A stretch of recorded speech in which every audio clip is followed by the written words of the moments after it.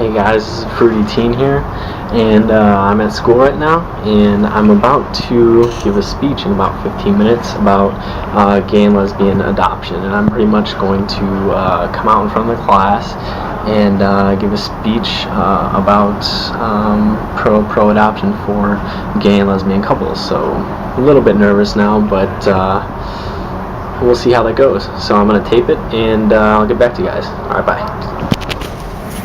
So, you guys have seen me as an old man. You guys have seen me as a deer. But now it's time to get serious, and it's time for you guys to know a little bit more about me.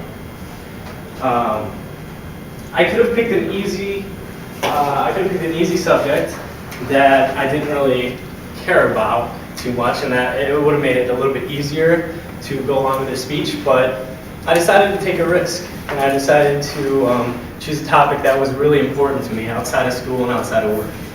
And my topic is on gay adoption adoption for gay and lesbian parents. And this is very important to me because I am gay and I would like to adopt someday. So there are over 500,000 children that are in the adoption, that are up for adoption these days. And because there's too many pros for adoption, I'm going to go over some of the negatives for adoption, and I'm going to go over them and try to show their true colors, which I believe each argument stems from homophobia. The first argument, the main argument that comes to mind, is the religious argument.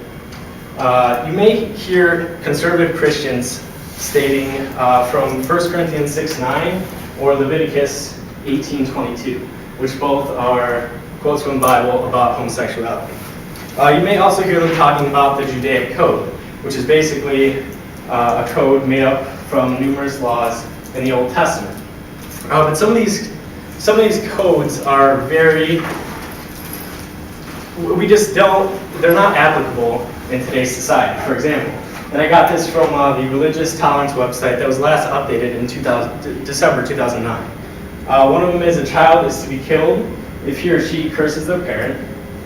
Another one is a person who takes the Lord's name in vain is to be killed. Another one is all persons guilty of adultery are to be killed. Now that pretty much wipes out half of the continent, half of the whole world pretty much.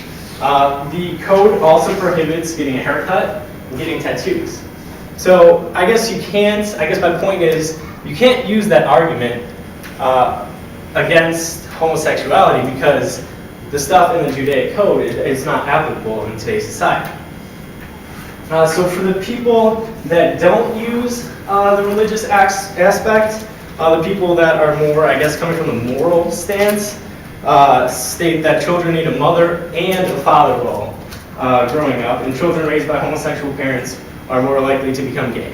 Now, I was raised by two straight parents, and I'm gay, and I know a lot of people are in the same boat as me. I also know a couple people that were raised by gay parents that are straight, so that's not really, you can't really use that as an argument. And I got this quote from a CQ researcher, which is actually pretty cool. I like it better than SIRS because it has, down at the bottom, it has MLA citation that you can actually use for your English class. You can just copy and paste it. But anyway, this quote states, "The states that still oppose placements with homosexuals often express concern that children will become gay or often be pressured to become gay. They also believe that they will be living in an immoral environment or may be molested by their adopted parents or that they may be exposed to AIDS." Okay, so let's break this down a little bit. Let's go with the AIDS part. What's to say that two heterosexual parents don't have AIDS? I mean, it's not really a good point, I guess, that they're making. Another one, that children will become gay. And once again, going back to, I'm a strong believer that you're born this way. It's not environment. I do believe that you were either born, gay or straight. And also, if you guys would help me out here, I'm going to take a little poll of the class. Now, how many of you guys parents are divorced? That's a good chunk of you guys. How many of you guys were just raised by a mother? Okay. How many of you guys have just been raised by a father? Okay. So that's a good chunk of the class. And I believe that we all turned out fine, well, for the most part. Okay. So I guess now moving on to argument number 3, which is homophobia itself.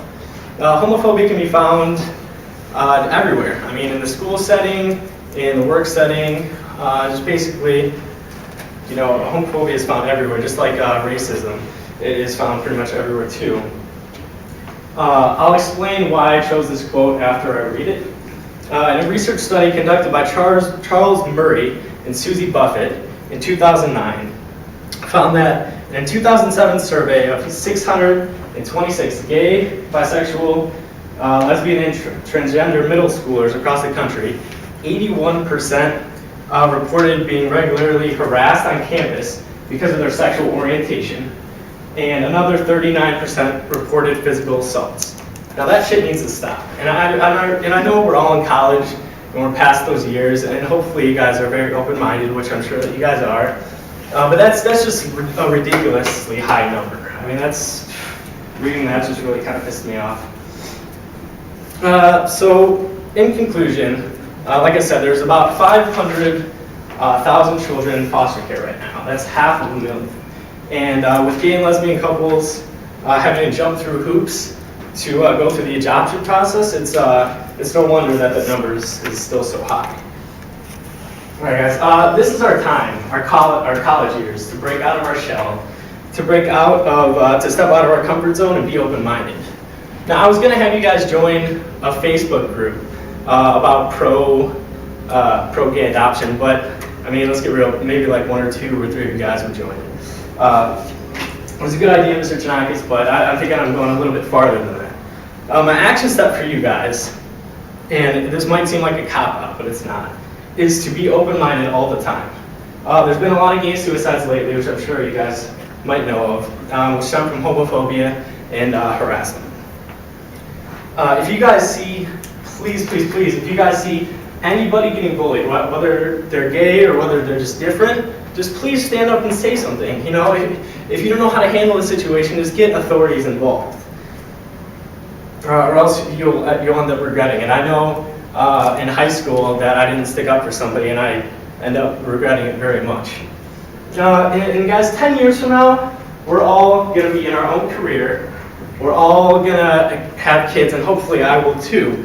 I just hope that you respect my wishes for adoption as I would for you.